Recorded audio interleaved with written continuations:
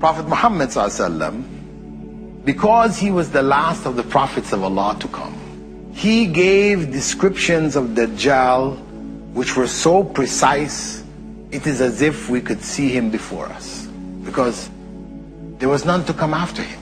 So he had to leave us with a clarity which none of the prophets before were required to do, or if they did, their messages became so garbled after their times that we can't find this kind of clarity in any of the existing scriptures. Prophet Muhammad ﷺ used to refer to him as al-a'war, one who is blind in one eye. And he described in more detail that his right eye will be like a floating grape, shaking in his head, not in a fixed position. That will be his blind eye. His left eye will also be defective. It will have a thick film, opaque, like that of a fingernail, and it will be green in color, like green glass, and it will be bulging. This is how the Prophet ﷺ described the left eye, the eye which could see, of Dajjal. He further went on to describe his complexion, saying that he would be ruddy white, like the people of the north, the UK, Finland. Very white, so much so that their skin has a red tinge to it. And his forehead will be prominent, protruding, and his neck wide.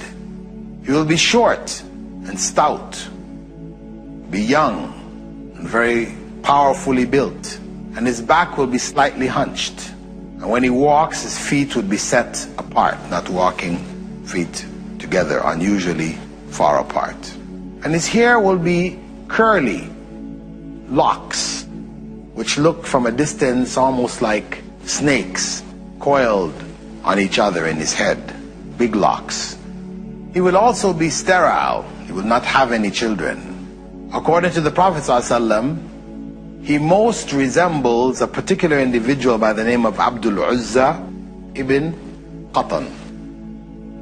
Abdul Uzza ibn Qatan, from the Mustalaq clan of the Khuza'a tribe, who had died in pre-Islamic times. And this statement of the Prophet ﷺ is clear proof that Dajjal is a man, not a symbol for Western civilization or the television, as some people have claimed. He is a man. Prophet Muhammad ﷺ went on to say that disbelief will be written between his two eyes, which will be recognizable by both literate and illiterate believers. The letter kafir will be written there. Kafir, disbeliever. The fact that only Muslims and the believers will be able to recognize it, this doesn't mean that it is symbolic. It just means that Allah will have it in such a way that the believers will recognize it and others won't.